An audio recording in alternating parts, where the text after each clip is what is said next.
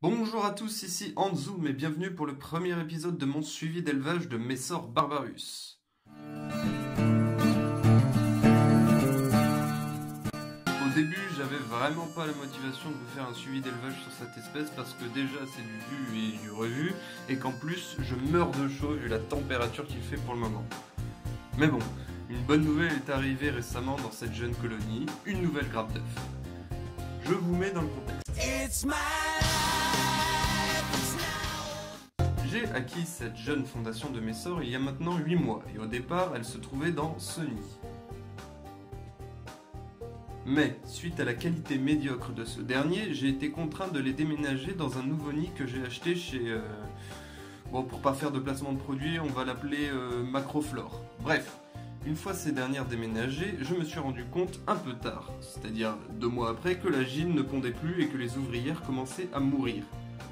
Bon, super, je commence à flipper parce que je me dis que j'ai fait une erreur dans l'élevage, j'ai trop humidifié, j'ai pas donné assez à manger, bref, tout plein de questions dans ma tête qui restaient sans réponse. Jusqu'au moment où je me suis rendu compte que c'était pas de ma faute et que l'eau des réserves du nid ne diminuait pas, ou très peu. Pour des raisons inexpliquées, l'eau ne s'infiltrait pas dans le béton cellulaire et le nid était complètement sec. Tu m'étonnes qu'elle survive pas. J'ai donc, sur le conseil d'amis éleveurs, gratté gentiment avec un couteau les réserves d'eau pour voir s'il n'y avait pas de dépôt quelconque qui empêchait le passage de l'eau. Aujourd'hui, l'eau passe un petit peu mieux, même si cela reste faible, mais je sais toujours pas pourquoi il y avait ce problème. Du coup, j'ai fait cette vidéo pour vous raconter un petit peu cette mésaventure et parce que j'ai vu ce matin que madame avait enfin pondu une belle grappe d'une dizaine d'œufs, sortie d'où vous savez et qui est chouchoutée par les ouvrières. Sinon, mes Messor Barbarus sont élevés à 27 degrés environ, avec bien sûr un taux d'humidité plutôt faible mais suffisant, elles me l'ont bien montré en pondant de nouveau.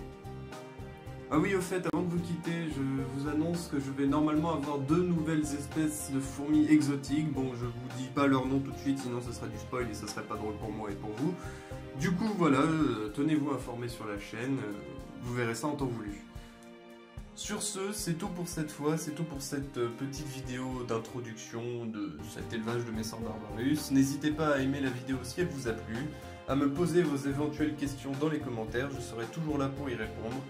Mesdames et messieurs, à la prochaine, c'était Anzoum.